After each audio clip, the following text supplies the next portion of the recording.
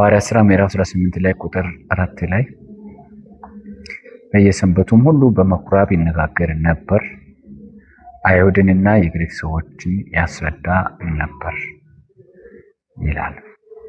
በየሰንበቱ ሁሉ በምኩራብ ይነጋገር ነበር፣ አይሁድና የግሪክ ሰዎችን ያስረዳ ነበር። ይህ ባለፈው ዘላለማዊ መልስ በእኛ ላይ መምጣት የሚጀምረው መቼ ነው?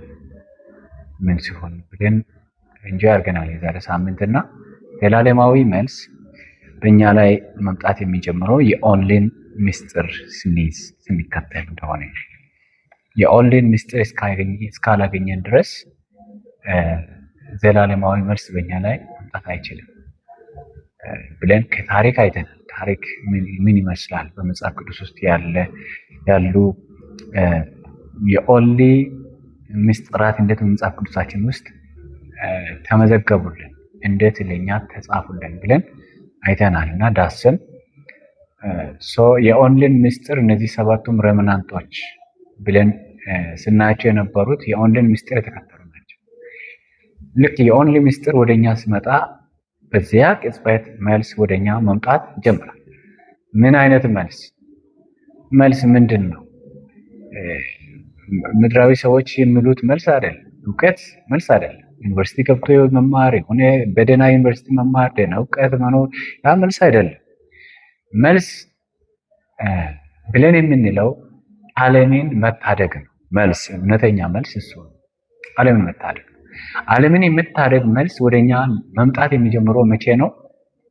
ኦንሊን ስንይዝ፣ ኦንሊ ሲበራልን፣ ኦንሊ ላይ ብቻ ስንቆም።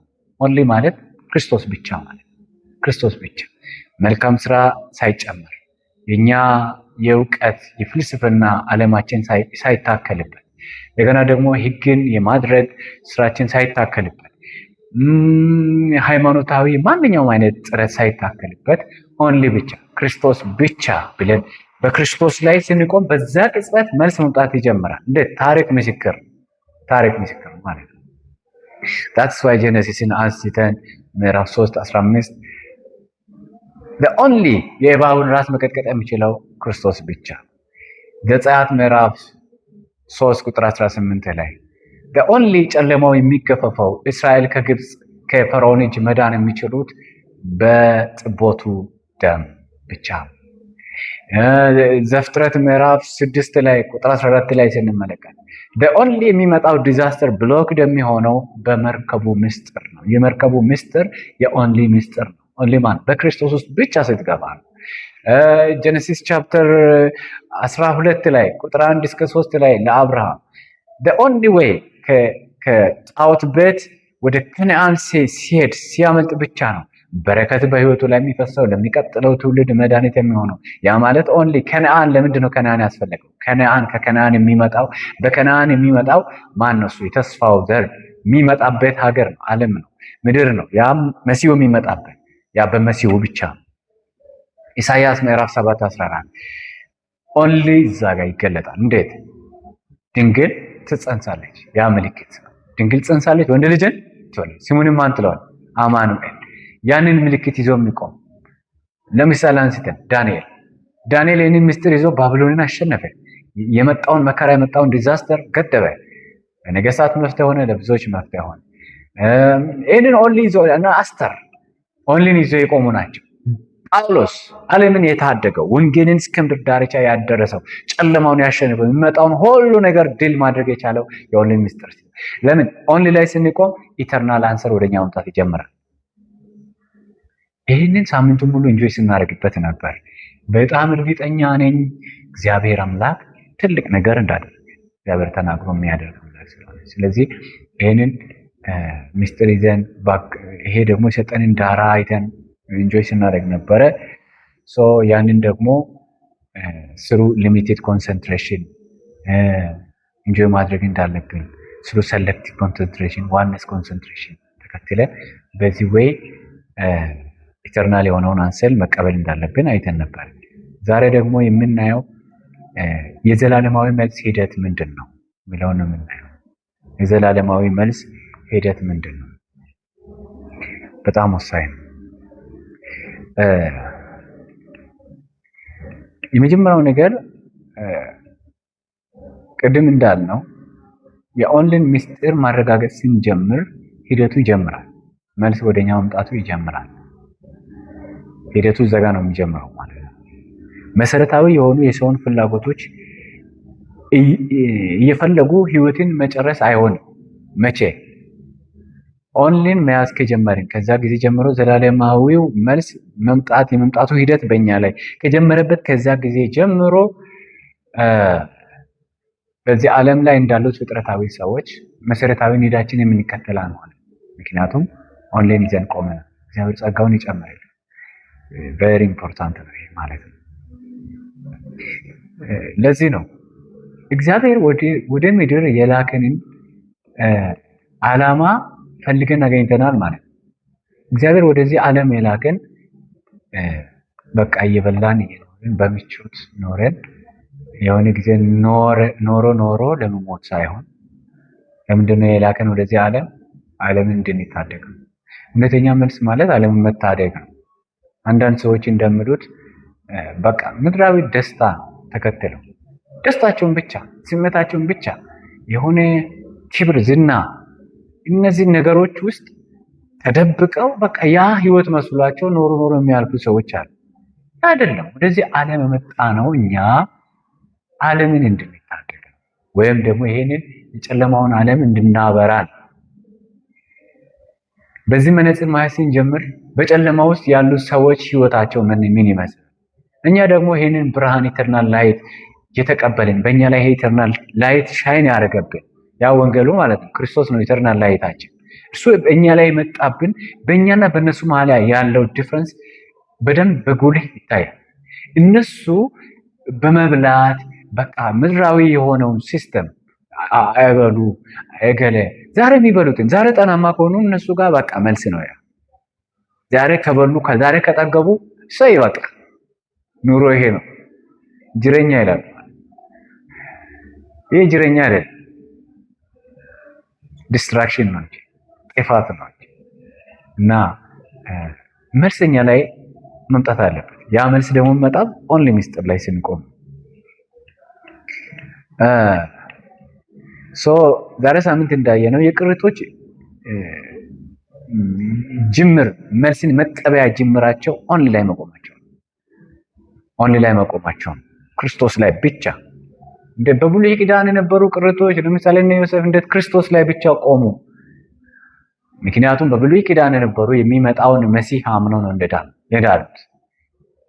ይመጣል መሲህ ይታደጋቸዋል የተባለውን ያንን ኪዳን ይዘው ያ ማለት እዛ ላይ ብቻ ሲቆሙ እዛ ላይ ቆሙት ወዳ ወዲህ ካሉ መልስ አይመጣላቸው። ልክ እነ ዮሴፍ ከወንድሞቻቸው የሚለያቸው ከነበሩ ከአዋቂ ሰዎች የሚለያቸው ይሄ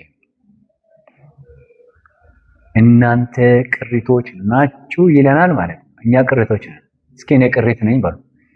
አዋ ቅሪት ነኝ። ቅሪት ማን ነው? ወንጌሉ ያለው ሰው እሱ ማን ነው? ምንድነው? ቅሪት ነው። ክርስቶስ የበራለት ሰው እሱ ምንድነው? ቅሪት ነው።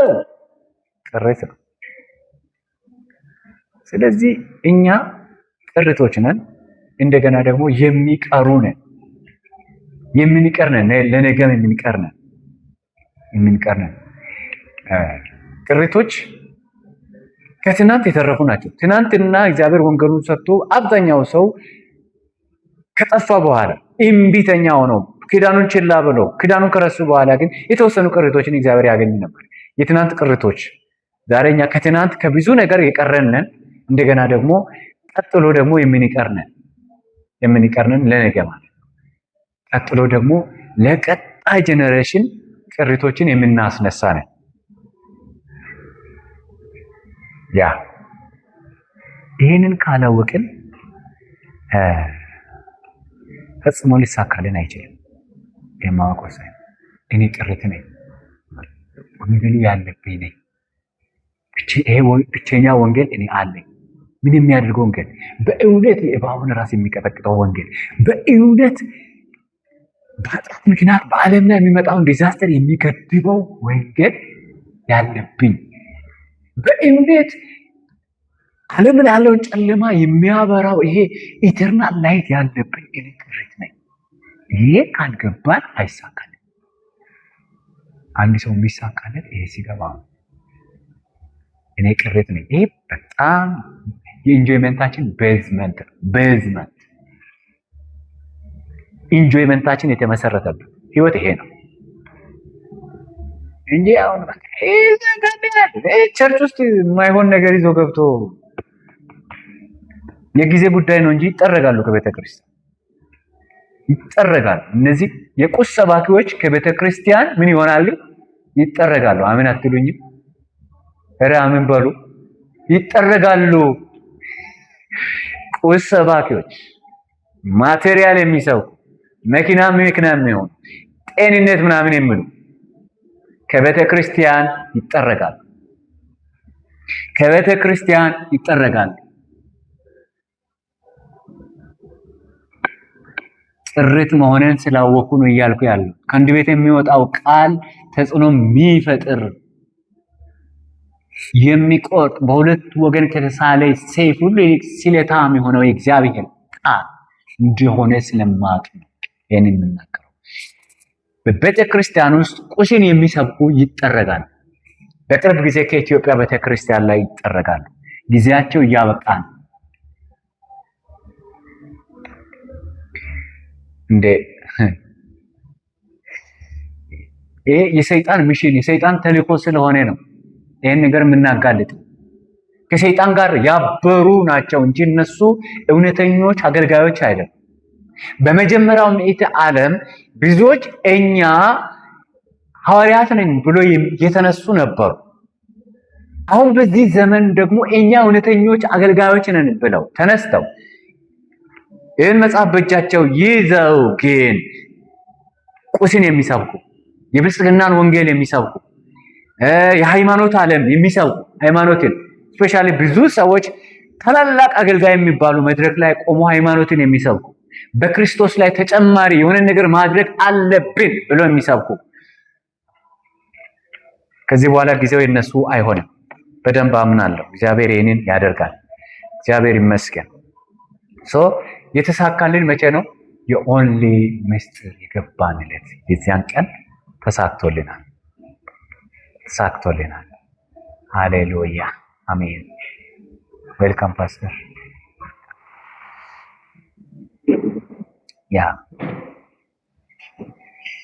ከክርስቶስ ቀጥሎ በመጽሐፍ ቅዱስ እጅግ አስፈላጊ ቃል ቢኖር ረምናንት የምለው ረምናንት ጥሪት የምለው ቃል ከክርስቶስ ቀጥሎ ጥሪት። ቅድም እንዳልኳቸው ጥሪቶች ወንጌሉ ያላቸው ናቸው እና በመጽሐፍ ቅዱስ ውስጥ በጣም ወሳኝ የሆነ ሰው ሊበራለት ሊገባው የሚገባው ነገር ቢኖር ጥሪት የምለው ወርድ ረምናንት ሪሜይን ዋን የቀሩ ወንጌሉ ሎስት ሲሆን ወንጌሉ ከቤተ ክርስቲያን ሲወጣ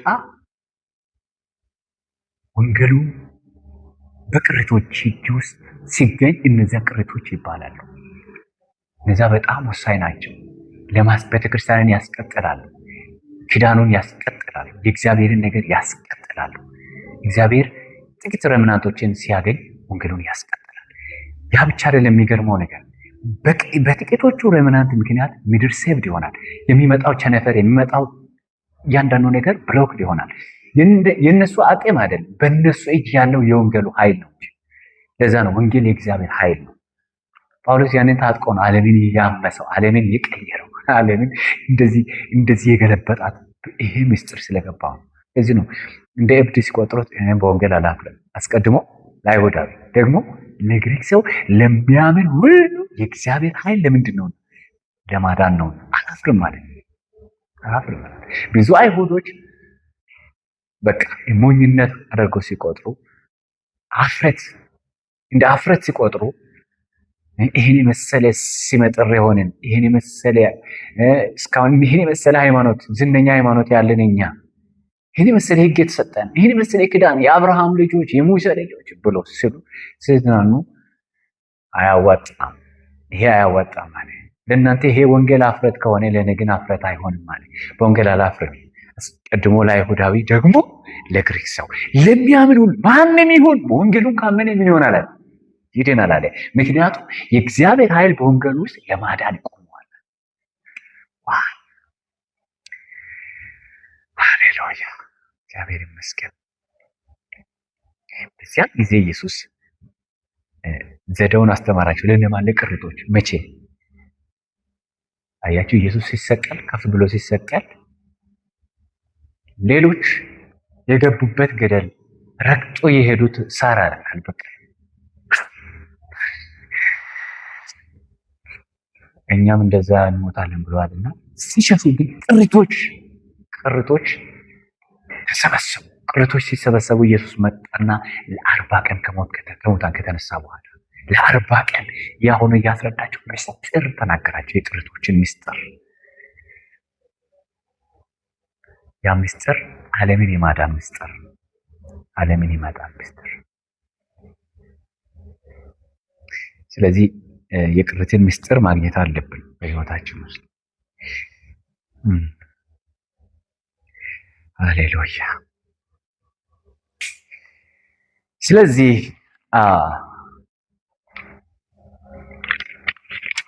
የዩኒክነስ ብሌሲንግ በእኛ ላይ የሚመጣው ዘላለማዊ መልስ ሂደት ነው እያየን ያለ ነው እና ዛሬ ይሄ የዩኒክነስ ብሌሲንግ የልዩነት በረከት እንለዋለን። በሌላ አነጋገር የልዩነት በረከት እንለዋለን። የልዩነት በረከት። ይህንን ልዩነት የሚያመጣው የኦንላይን ምስጢር ይዘው ሲቆም አንድ ሰው ልዩነት በእርሱ ላይ የሚመጣበት፣ ልዩነት ማለት በሌላ አነጋገር ልዩነትን የሚፈጥረው በእሱ ላይ የሚመጣው የእግዚአብሔር መንግስት ነው። በእሱ ላይ የሚመጣው የእግዚአብሔር ስራ ነው ልዩነትን የሚፈጥረው በአንድ ሰው ላይ። አንድን ሰው ከአንድ ሰው የሚለየው አንድ ሰው ሲያየን እሱ ልዩ ሰው ነው፣ በሱ እጅ ልዩ የሆነ ነገር አለ ብለው በእኛ ላይ ማየት የሚችሉት ልዩነትን የሚፈጥረው ምንድን ነው? ኦንሊ ክርስቶስ ብቻ ብለን ስንቆም በክርስቶስ ብቻ ነው። እነ ማርቲን ሉተር እንዳሉት ማለት ነው፣ በእምነት ብቻ፣ ሆሊ ስክሪፕቸር ብቻ፣ በጸጋ ብቻ እንዳሉ ብቻ ላይ ክርስቶስ ብቻ፣ መልካም ስራ አይታከልበትም፣ ግን መፈጸም ስራ፣ ፍልስፍና፣ የትኛውም ነገር አይታከልበትም። እኛም አድ የምናደርገው ነገር የለም። ኦንሊ ብቻ ብሎ አንድ ሰው ሲቆም የዩኒክነስ በረከት በእርሱ ላይ ኦልሬዲ መስራት ጀምሯል። ኦልሬዲ መምጣት ጀምሯል። ምንም የሆነ ነገር ማየት አያስፈልግም። ማለት ዩኒክነስ በእኛ ላይ መጀመሩን የምናውቀው ኦንሊ ብቻኛው ሲቀር ነው። ኦንሊ ብቻ ክርስቶስ ብቻ። በዛ ላይ እርግጠኞች ስንሆን በትክክል በዚህ እውነት ላይ ኢንጆይ ስናደርግ ክርስቶስን ማዳን ችሎ፣ የክርስቶስ ደም ማዳን ችሎ፣ የጥጆች ደም አይደለም፣ የፍየሎች ደም አይደለም። የፍየሎች ደም ቢሆን ዳግመኛ መታረድ አለበት። ጥጃ ዳግመኛ መታረድ አለበት። ዳግመኛ ደም መፍሰስ አለበት። ምክንያቱም ኃጢአትን ማስወገድ አይችልም። የክርስቶስ ደም ስለሆነ እስካሁንም ድረስ በቃ አላስፈለገም። አበቃ ያ ስርዓት። ምክንያቱም የክርስቶስ ደም ማንጻት ችሏል። ያንን ብሌሲንግ፣ ያንን እውነት፣ ያንን ኦንሊ ይዞ የቆመ አንድ ረምናንት ሲነሳ በሱ ላይ የዩኒክነስ በረከት ኦልሬዲ መስራት ጀምሯል። ዳራው መስራት ጀምሯል። ስለዚህ ሐዋርያት ሥራ ምዕራፍ 4 ቁጥር 4 ላይ ቆመን ነው እያወራን ያለ ነው እና ዘላለማዊ መልስ ጅማሬ እንዳለው ሁሉ ሂደትም አለው። ሂደቱ ምንድን ነው?